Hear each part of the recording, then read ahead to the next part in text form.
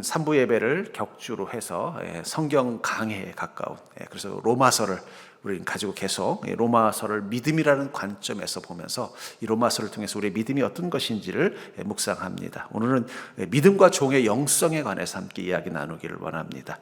모든 피조물은 주인이 있는 존재죠. 여러분, 차에도 차대번호라는 게 있습니다. 차대번호가 왜 존재할까요? 주인이 누군지를 구분하기 위해서요. 그래서 그 차대번호를 보면은 이 차는 누가 주인이구나라는 걸 알 수 있는 것입니다. 집도 그렇죠. 집도 주인이 있어서 등기부 등본을 열어보면요, 그 주인이 있는 것을 확인합니다.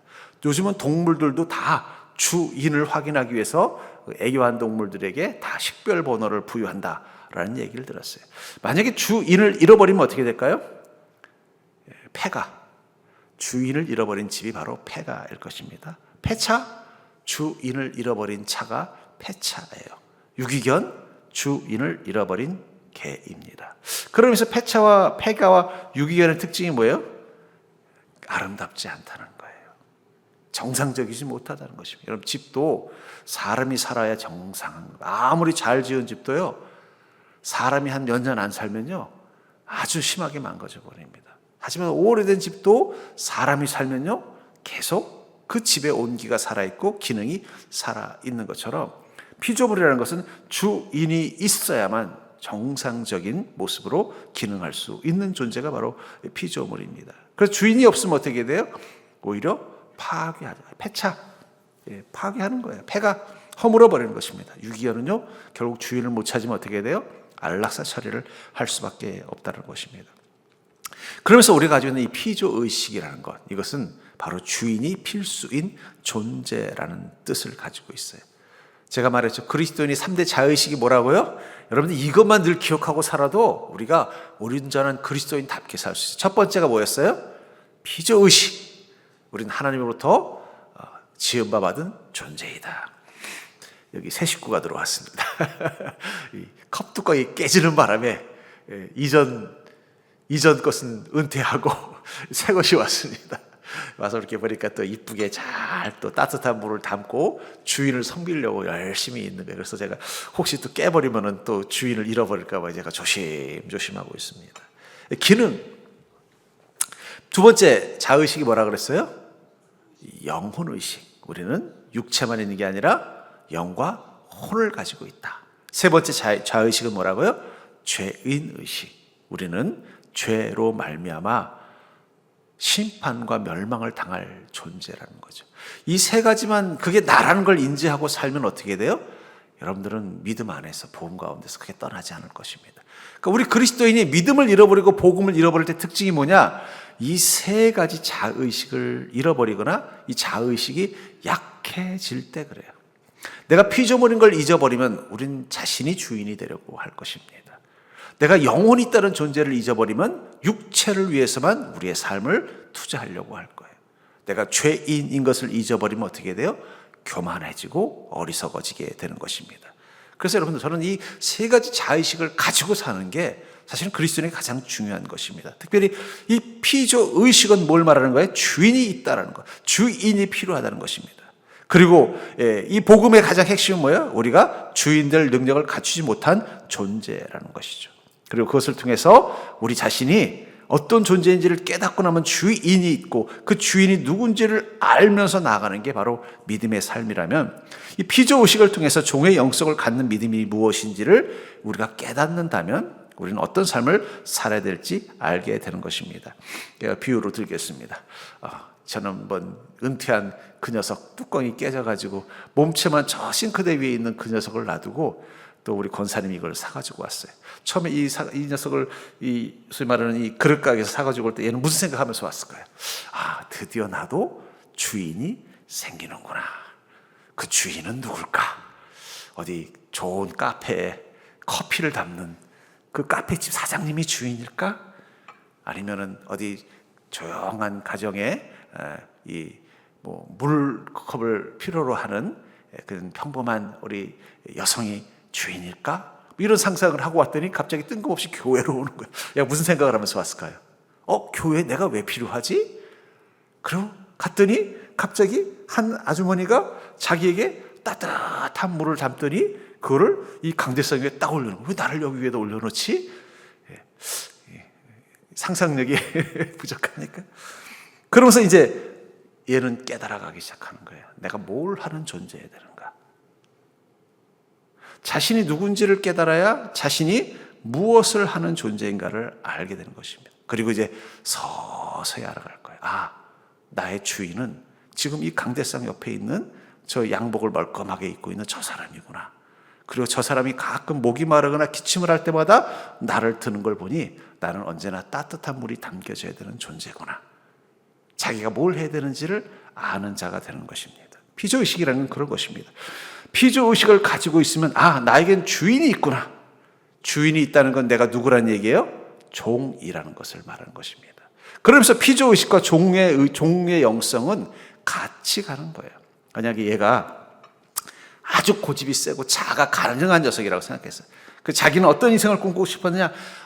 나는 저 이재용 씨 집안에 저기 우리 이재용 씨가 세계적으로 유명한 트럼프 대통령이나 이런 사람들 올 때 커피 한 잔 낼 때 딱 이렇게 쓰이는 존재가 되기를 기대하고서 딱 준비하고 있었는데 갑자기 자기를 그 공장에서 꺼낸 나를 보니까 저 강남에 있는 백화점으로 보내는 게 아니라 평택에 있는 어느 그릇 가게로 보내는 거예요. 그래서 여기 이재용 씨가 안 올 텐데 내가 왜 일로 왔지? 근데 또 갑자기 보니까 그냥 평범해 보이는 한 아주머니가 자기를 사가지고 상자에 가져가더니 딱 보니까는 자기한테 커피는 안 넣고 맨날 물만 집어넣는 거예요. 불만이 막 쌓일 것 같아요. 그렇죠? 나는 최고 커피에다가 최고로 세계적인 유명한 명사들이 함께 인생의 중요한 얘기, 역사를 움직이는 이야기를 나눌 때 그 자리에 같이 있는 존재가 되기를 원했는데 자기는 누가 된 거예요? 그 평범한 또 이름 없는 그 교회에 그 목사라는 사람이 설교할 때 마른 목을 축이는 도구로 쓰임받고 그것도 매일 쓰는 게 아니라 일주일에 몇 번 안 쓰는 존재가 됐을 때 그것이 기쁨이 될 수도 있고 실망이 될 수도 있을 거예요. 어떨 때 기쁨이 되고 어떨 때 실망이 될까요? 자신의 꿈과 자의식이 강하다면 실망이 될 거예요. 그렇죠? 나는 여기 있을 존재가 아닌데 난 저 강남이나 저 국회의사당이나 저 대통령 청와대에 가 있을 존재인데 내가 왜 여기 있는 거지? 하면 자기 인생에 대한 불만이 많을 거예요. 내가 하나님을 찾는 자들을 위해서 쓰임받는 도구구나. 그걸 기뻐하면 그 순간부터 자기 인생에 대한 만족도는 달라질 것입니다. 그러나 사는 건 똑같죠? 여러분 청와대 가 있어도 커피 아니면 물이지 여기 다른 걸 담겠습니까? 전 그래서 우리는 피조의식을 통해서 종의 영성을 가져야만 비로소 우리는 온전한 존재의 가치를 누리는 것입니다. 얘가 만약에 나는 커피 아니면 안 돼 라고 해서 거역하면 어떻게 될까요? 그렇다고 제가 설교하면서 커피를 마실 수는 없잖아요. 그럼 얘는 쓸모없는 존재가 되어버리는 것입니다. 그렇다면 피조의식을 통해서 종의 영성을 갖는 믿음이라는 게 뭐냐? 첫 번째, 원죄란 잘못된 종의 성품입니다. 절대로 원죄는 잘못된 종의 성품이다. 15절 16절 보니까 그런즉 어찌하리요? 우리가 법 아래에 있지 아니하고 은혜 아래에 있으니 죄를 지으리요? 그럴 수 없느니라. 너희 자신을 종으로 내어주어 누구에게 순종하든지 그 순종을 받는 자의 종이 되는 줄 너희가 알지 못하느냐? 혹은 죄의 종으로 사망에 이르고 혹은 순종의 종으로 의에 이르느니라. 죄의 종으로 어떻게 된다고요? 사망에 이른다. 여러분 우리는 예수 그리스도를 만나기 전에 어떤 피조물이었느냐? 죄의 종이었다고 말하고 있다는 거예요. 그의 죄의 조멍이었기 때문에 어떤 결과가 기다리고 있다는 거예요? 사망의 심판이 기다리고 있다는 거예요. 그럼 왜 죄의 종으로 태어났을까요? 그게 선악과입니다. 아담과 하와가 선악과를 먹는 그 순간 아담과 하와의 유전자를 물려받은 우리는 다 어떤 죄예요? 죄의 종이 될 수밖에. 그러니까 죄의 종이 된다는 게 뭘까? 여러분 선악과의 힘이 뭐예요? 선악과는 생각하는 힘을 주는 음식, 이제 과일입니다. 그러니까 선악과를 먹으면 어떻게 돼요? 지혜로워지는 거예요. 여러분들 머리가 나쁜 분은 빨리 에덴 동산 가서 선악과 하나만 훔쳐와서 드시면 그때부터 IQ가 한 200 될 거예요. 근데 중요한 건 그 생각이 어떻다는 거예요? 죄에 끌리는 힘이 된다는 거예요. 이 2차 세계대전이 끝나고 독일의 철학자들 중에 프랑크푸르트 학파라는 유명한 이 철학 그룹이 있었습니다. 그들이 이런 질문을 던졌어요. 왜 우리 같은 세계적인 지성이 모여 있었던 이 독일에서 어떻게 유대인들을 잔인하게 학살하는 이 반인륜적인 행위를 할 때 아무도 거기에 대해서 침묵했는가? 그때 그 부분을 꾸짖은 건 목사님들밖에 없었어요. 오히려 철학자들도 다 침묵했어요. 아니, 침묵했을 뿐만 아니라 하이데거라는 철학자는 오히려 히틀러를 옹호했어요. 바그너라는 음악가는 오히려 히틀러를 찬양하는 음악을 만들었어요. 왜 이런 일이 일어났을까를 그들은 깨달은 단어가 있습니다. 그게 바로 도구적 이성이라는 단어예요.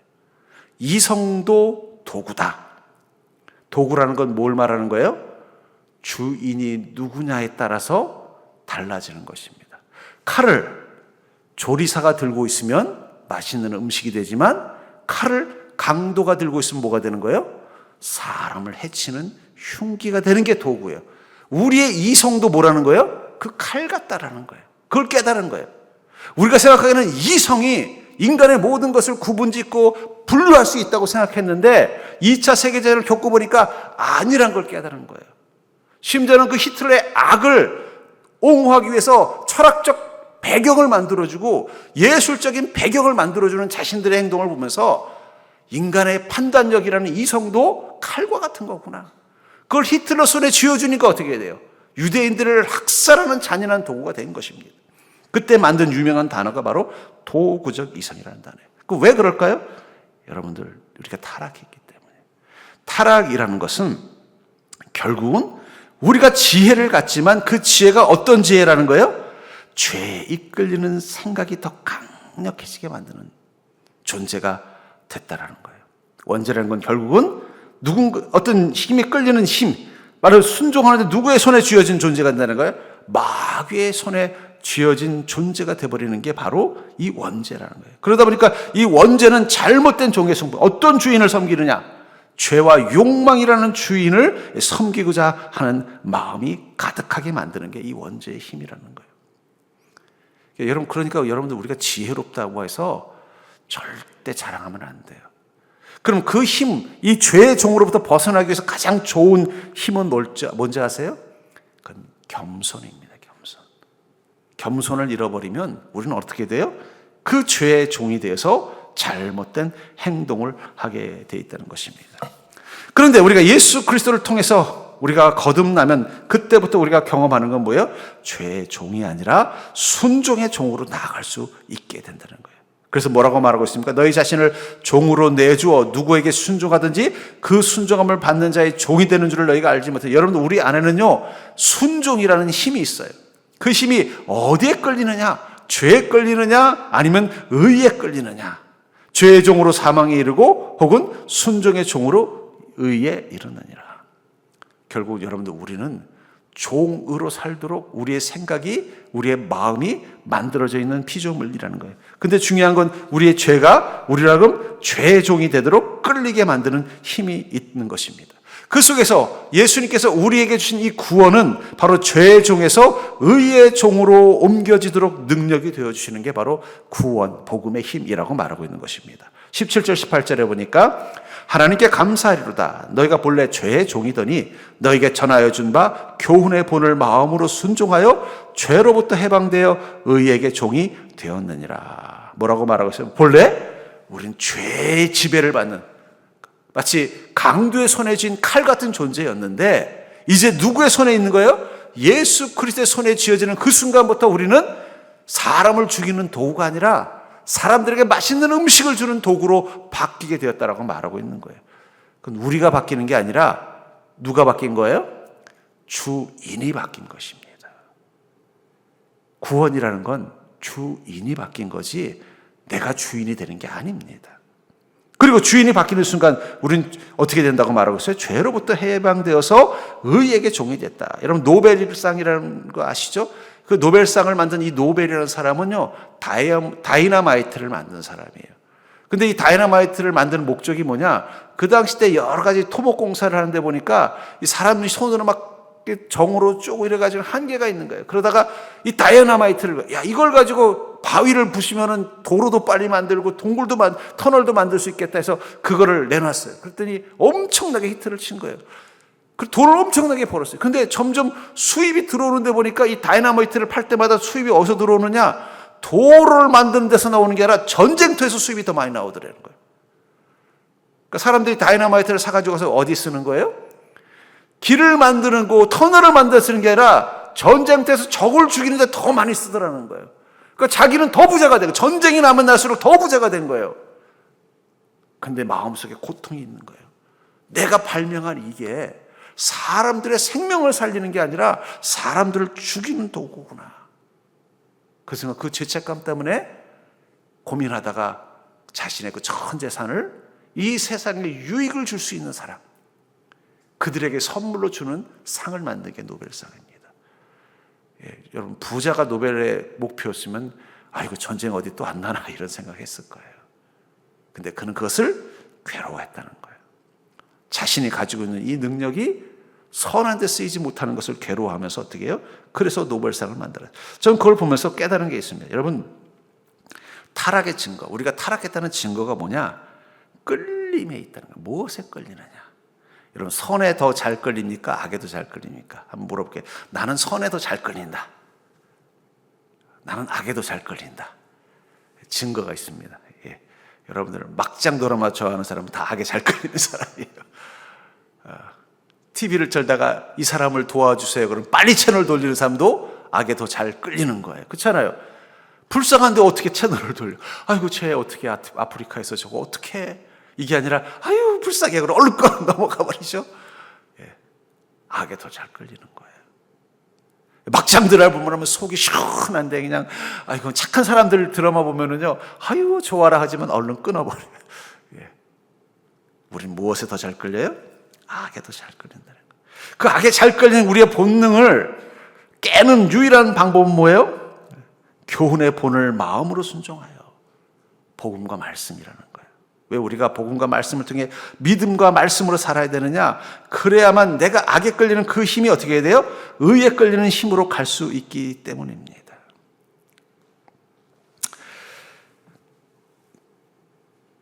이 요셉은 평생 종으로 살았어요.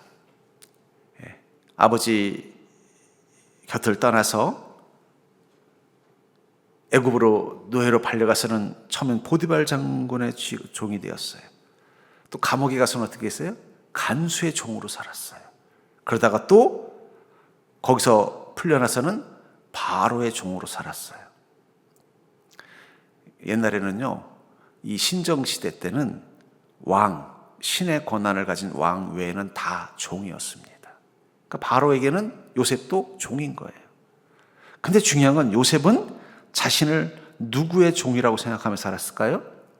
하나님의 종이라고 생각하며 살았던 거예요. 보디발 장군 집에서도 종 생활을 해도 나는 하나님의 종이야. 간수가 지배하고 있는 그 감옥에서도 나는 하나님의 종이야. 바로가 다스리는 애굽의 관리로 살아도 나는 하나님의 종이라는 마음을 가지고 사는 거예요. 그랬기 때문에 요셉의 행동은 다른 종들과 다를 수밖에 없었어요. 보디발 장군 집에 많은 종들이 있었을 것입니다. 그 보니까 다른 종들은 자신이 보디발 장군의 종이라는 것을 기억하고 살았기 때문에 하는 행동들이 있었을 거예요. 근데 요셉은 다르게 행동하는 거예요. 쟤는 좀 다르다. 다른 종들을 보니까 내 앞에서는 주인님하고 내가 좋아할 만한 일은 하고 싫어할 만한 일은 안 하고 또 자기 힘든 일이 있으면 싹 숨고 거짓말하고 변명하고 핑계하고 이런 행동을 하는데 보니까 요셉은 다르게 행동하는 거예요. 얘는 왜 다르지? 깨달았어요. 그는 늘 하나님과 함께 한다는 얘기는 뭐예요? 그는 자신이 하나님의 종이라는 걸 한순간도 잊지 않고 있구나. 하나님의 종이기 때문에 하는 행동들, 하나님의 종이로서 해야 되는 일과 해서는 안 되는 일을 구분하면서 보디발 장군 집에 있었던 거예요. 그게 무엇을 만든 거예요? 그가 종이면서도 자유한 자처럼 살게 만들어준 거예요. 감옥에서도 마찬가지입니다. 다른 죄수들은 그 간수의 눈에 들기 위해서 어떻게 해요? 막 종처럼 굴어요. 근데 이 요셉은 다르게 행동하는 거예요. 이유가 뭘까 봤더니 뭐가 보여요? 하나님의 종으로 살더라는 거예요. 그게 오히려 어떻게 돼요? 그를 더 선한 자, 괜찮은 자, 오히려 심지어는 간수의 눈에도 유익이 되는 자가 되니까 어떻게 해요? 그래, 너는 내 종 될 필요 없다. 너는 하나님의 종으로 이곳에 있어. 그때부터 형통이 나타나더라는 거예요. 바로 왕도 마찬가지입니다. 여러분들, 그리스도인은 누구인가가 질문이 아니라 누구의 종인가가 질문입니다. 여러분 기억하십시오. 우리는 자유로울 수 없는 존재예요. 굳이 비유로 들면은 자석 같아요. 여러분 자석, 막대 자석 보셨어요? 막대 자석에는 N극과 S극이 있습니다. 그래서 같은 N극끼리 밀면 어떻게 돼요? 막 밀어내요. 같은 S가 NS를 주면요 탁 붙어요. 그래서 일부러 테스트를 하잖아요. 이쪽에는 N극, 또 이쪽에는 S극 하고서 반대로 놓으면 어떻게 돼요? 막 요동하잖아요. 다시 말해서 우리는 N이 되든 S가 되든 하나가 돼야지 어정쩡하면 어떻게 돼요? 이게 힘이 제대로 불안정해지는 거예요. 자석. 초등학교 때 자연 시간에 안 오셨나 봐요. 그걸 가지고 만든 게 뭐예요? 그게 나침반이에요. 나침반. 나침반 어떻게 이렇게 돌려놓으면 지가 알아서 또 N극 찾아서 S극 찾아서 움직이잖아요. 우리 안에는 하나님의 종으로 가든지 아니면 마귀의 종으로 끌려가든지 그 보이지 않는 힘이 우리를 끌고 가게 됐다니까. 나는 하나님의 종도 아니고 마귀의 종도 아니고 나는 내 스스로 주체의식을 가지고 살겠다는 거는 새빨간 거짓말이에요. 마귀가 그런 거짓말을 하는 거예요. 왜요? 도저히 자기 힘으로는 하나님의 종으로부터 끊을 수 없으니까 뭐라고 말하는 거예요? 너는 하나님과 같이 될 수 있어. 넌 자유야. 너 주인, 네 스스로 주인이 될 수 있어. 마귀의 힘으로는 아담과 하와를 하나님으로부터 분리할 수 없으니까 어떻게 하는 거예요? 가서 하나님이 거짓말한 거라는 거예요. 이거 뭐 없는 하나님과 같이 될 거라는 거예요. 너는 이제 하나님으로부터 분리돼서 살 수 있는 존재가 된다고 말하고 있다는 거예요. 그 말 듣고 딱 행동했더니 그 다음부터 어떻게 돼요? 자유가 주어졌나요? 마귀의 종이 되어서 죄와 고통의 삶을 살아가게 되지 않았냐는 거예요. 그러면서 여러분 구원은 우리가 죄의 종에서 의의 종으로 가는 것입니다. 주인이 되는 게 아니라는 거예요. 주체가 되는 게 아니라는 거예요. 그건 다 거짓말입니다. 여러분 우리나라가 6.25 때 같은 마을 사람들끼리 서로 죽고 죽이는 일이 일어날 때 처음에 북한군들이 북한 공산당이 뭐라고 말하는지 아세요? 모든 종들한테 너희는 이제 해방이야. 너희는 이제 자유야.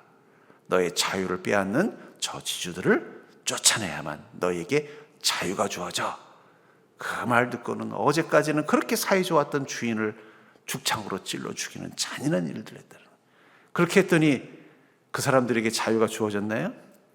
그 얘기를 하더라고요. 왜 남한에서는 공산주의가 실패했는가를 토지개혁 때문이래요. 이승만 대통령이 보니까 이 남쪽에도 지주들이 대부분의 땅들을 가지고 있더라는 거예요. 그래서 강제적으로 토지개혁을 했는데 어떻게 하느냐? 몇 평 이상은 갖지 못하도록 했대요. 몇 평 이상은 반드시 팔아야만 되는 거예요. 안 팔면 엄청난 세금, 그 땅의 가치만큼 세금을 물렸다는 거예요. 그러니까 땅 주인 입장에서는 어떻게 해야 돼요? 예를 들면 내가 1000평이 1억짜리다. 그럼 세금을 1억 매겨버린다 그러면 이건 강제로 뺏기는 거 아니에요? 그러니까 뺏기느니 우리 종들에게 싸게 팔아야겠다. 어차피 1000평 가지고 있다가 세금 1억짜리 땅 가지고 있다 세금 1억 막아서 통째로 국가에 주느니 내가 차라리 우리 종들한테 줘야겠다. 종들한테 나눠서 주고 싸게 줬다는 거예요. 심지어는 막 무상으로도 줬다는 거예요. 그래서 어떻게 되냐면 이 갑자기 종으로 있던 사람들이 자기 땅이 생긴 거예요. 그리고는 이제 공산당이 오더니 이 땅을 국가에서 함께 운영하면은 같이 운영하자 이렇게 했더니 계산해 보니까 아니 이거 내 땅이 됐는데 이걸 공동 운영하면 내가 손해네 이런 생각이 들어요. 그래서 실패했다 하는 경제학자들의 이야기가 있어요. 그래서 우리나라 남쪽이 북한이 내려왔을 때 공산화가 안 된 가장 큰 공으로 그 이승만 대통령의 토지 개혁이 있었다라는 거예요. 그렇게 하기 쉽지 않았는데 계산을 해보니까 어떻게 돼요? 내가 이러다가는 다시 또 이 공산당의 종이 되겠구나 싶으니까는 거기에 협조를 안 했기 때문에 우리나라 공산화를 막았다 하는 그런 기사를 보면서 우리에게 마귀가 뭘 얘기하냐면 끊임없이 뭐라 너 하나님의 종으로 사는 거 힘들지 않냐? 자유를 가져라고 말한다는 거예요. 자유. 근데 아까도 말한 것처럼 자석 같은 거예요. 하나님께 끌리든지 마귀에게 끌리든지 의에 끌리든지 죄에 끌리는 거지 중간에 어정쩡한 시간들은 우리에게 지속되지 않아요. 그렇기 때문에 종의 영성으로 사는 것, 그것은 다른 말로 표현하면 하나님이 주인이심을 고백하면서 사는 것입니다. 우리가 종의 영성을 갖는다는 건 뭘 말하는 거예요? 인정하는 거예요. 우린 주인이 될 수 없는 존재라는 것. 여러분, 얘가 주인이 돼서 뭘 할 수 있겠어요? 한번 얘가 어느 날 IQ라는 걸 가졌다고 한번 가정해 볼게요. 자의식이라는 걸 가졌단 말이에요. 그럼 얘는 뭘 할 수 있을까요? 기분 나쁜 거예요. 왜 나는 맨날 저 사람이 이렇게 컵에다 물을 나도 좀 분위기 좋게 이 컵 모양처럼 맛있는 커피를 담았으면 좋겠는데, 이 주인은 맨날 물만 담아. 자기는 또 요즘 젊은 애들처럼 얼음 둥둥 들어가는 시원한 음료를 담고 싶은데, 이 주인은 맨날 미지근한 물만 드는 거예요. 아주 불만이 많아요. 그래서 어느 날 거부하기 시작했어요. 나 물 안 담을래. 그리고 내가 왜 꼭 남들은 다 쉬는 주일날 이 강대상에 올라가야 돼? 난 못 올라가! 하고 거부했다고 한번 쳐볼게요. 그럼 알았다. 네가 알아서 해라. 하고 내가 놔줬다고 한번 가정해 봅시다. 그럼 얘는 뭘 할 수 있어요? 다리가 있어요. 팔이 있어요. 지가 커피를 내릴 수가 있어요. 누가 담아줘야 커피도 들어가는 거고, 누가 담아줘야 물도 들어가잖아요. 마찬가지입니다. 우린 자유를 외치지만 그 자유는 환상이에요. 우리 안에 하나님이 주시는 진리가 담기든지 마귀가 주는 죄가 담기든지 둘 중에 하나라는 걸 우리는 받아들여야 돼요. 그것을 얘가 깨달아. 내가 자의식을 가지고 주체의식을 가지고 내가 해도 내가 할 수 있는 게 아무것도 없구나. 이걸 깨달았다고 한번 가정해 볼게요. 근데 보니까 여전히 주인은 누구예요? 저 앞에 있는 저 인간이에요. 그럼 그 다음부터 뭘 할 수 있어요? 저 주인이 원하는 것을 따르기로 결단할 때부터 그는 움직일 수 있는 거예요. 그러니까 움직이지 못하는 것들은 다 어디 있는 거예요? 따를 수 없는 상황에 있는 거예요. 싱카대 위에도 지금 많습니다. 전 그러면서 여러분들, 우리가 주님의 종으로 사는 게 우리가 살아있는 것입니다. 제대로 사는 거예요. 그래서 20절부터 23절에 보니까 20절에 보니까 내가 그리스도와 20절부터 23절에 너희가 죄의 종이 되었을 때는 의에 대하여 자유로웠느니라. 뭐라고 말하고 있어요? 죄의 종일 때는 의에 대하여 자유로웠다. 너희가 그때 무슨 열매를 얻었느냐? 이제는 내가 그 일을 부끄러워하는 이는 그의 마지막이 사망이에요. 여러분, 우리가 죄의 종일 때는 무엇에 대해서 자유로웠다 그랬어요? 의에 대해서 자유로웠대요. 그래서 우리 삶에 맺어지는 것들은 다 뭐라는 거예요? 죄의 열매였다는 거예요.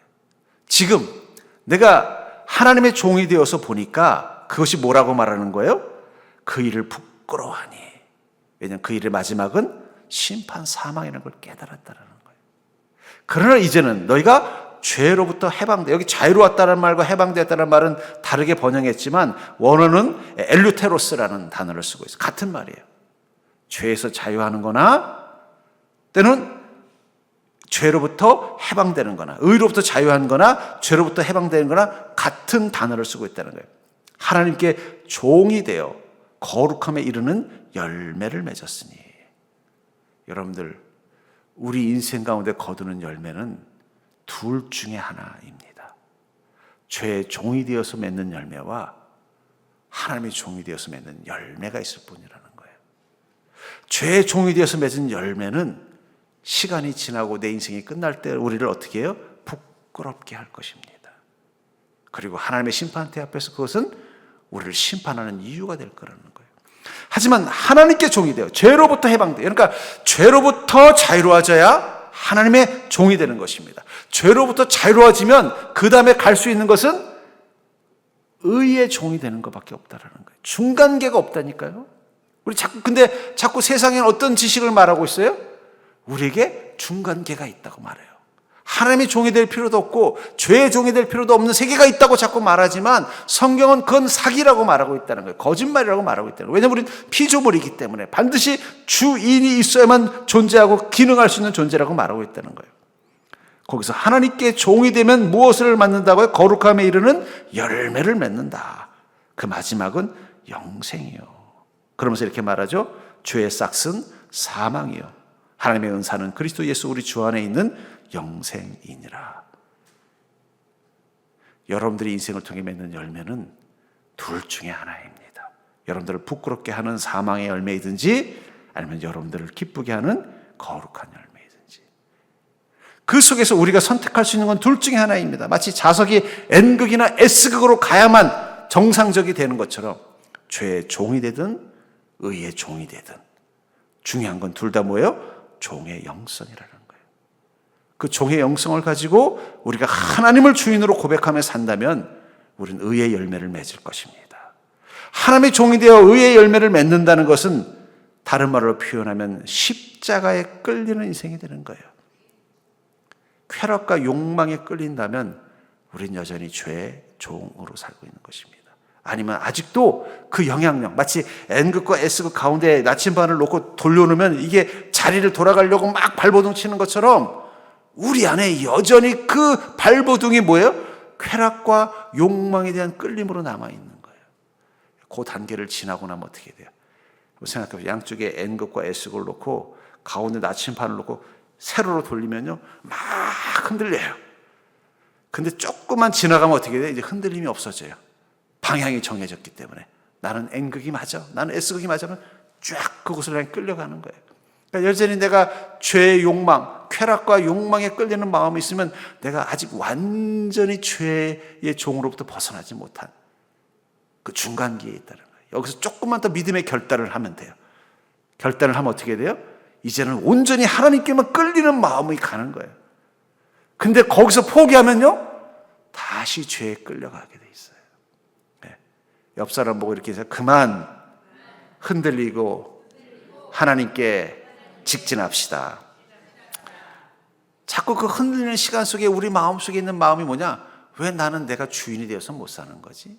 왜 나는 내가 원하는 대로 못 사는 거지? 그게 흔들리는 마음이에요. 근데 원하는 대로 살아보라고 하면 둘 중에 하나예요. 죄의 열매를 맺든 의의 열매를 맺든. 저는 그래서 종의 영성, 특별히 하나님의 종이라는 것을 고백하고 하나님의 주인임을 고백하는 종의 영성을 가진 자는 십자가에게 끌릴 수밖에 없어요. 우리 안의 영혼은 십자가에 끌리는 영혼이라는 사실을 기억하시기 바랍니다. 그래서 갈라디아서 2장 20절에 보니까 내가 그리스도와 함께 십자가에 못 박혔나니 그런즉 이제는 내가 사는 것이 아니요 오직 내 안에 그리스도께서 사신 것이라. 십자가에 못 박혔다. 마치 자석이 N극이 S극을 향하여 끌려가서 딱 고정되는 것처럼 내가 십자가에 끌리는 마음이 되는 그 순간부터 어떤 일이 난다는 거예요? 내가 사는 게 아니라 내 안에 그리스도가 사는구나. 오직 내 안에 그리스도께서 사시는 것이라. 이제 내가 육체 가운데 사는 것은 나를 사랑하사 나를 위하여 자기 자신을 버리신 하나님의 아들을 믿는 믿음 안에서 사는 것이다. 여러분들 이 막대 자석을 반을 똑 잘랐다고 한번 가정해 볼게요. 그럼 어떻게 될 것 같아요? 여전히 N극은 N극이고 S극은 S극입니다. 자석이라는 나는 없어요. 우리가 생각하기에는 여기는 N극, 여기는 S극인데 가운데를 딱 자르면 가운데는 새로운 극이 나올 것 같죠? 잘라진 그 단면에서 또 뭐가 나오는 거예요? 이쪽 왼쪽이 N극이면 S극이 나오는 거예요. 나는 없어요. 자석만 있는 것입니다. 우리 착각하는 게 뭐냐면 내가 자석이라는 나라는 게 존재한다고 생각하지만 그 나를 계속 그래서 이 요즘 뇌과학자들이 하는 얘기가 뭐냐? 자아는 허구다라고 말하고 있어요. 뇌과학자들이 자란 무엇인가를 연구해 봤더니 자아는 허구다라는 거예요. 그거는 그냥 만들어진 착각이라는 거예요. 이게 나다. 내가 아니라는 거예요. 다 보니까 자력이라는 거예요. 죄에 끌리는 아니면 진리에 끌리는 나는 없다는 거. 자성처럼 보이지 않는 힘만 있을 뿐이라. 그게 바로 요즘 뇌과학자들이 말하는 자아입니다. 그러니까 너무 자아에 집착하지 말아라. 자아는 허구다. 이렇게 보는 게 현재 뇌과학자들이 보는 판단이더라고요. 마찬가지라고 생각합니다. 나는 허구입니다. 우리는 하나님의 종이 되든 죄의 종이 되든 둘 중에 하나일 뿐이에요. 착각을 하는 거예요. 그 속에서 우리가 십자가 안에 못 박힌 것처럼 십자가에 끌리는 그 순간 무엇을 경험하느냐?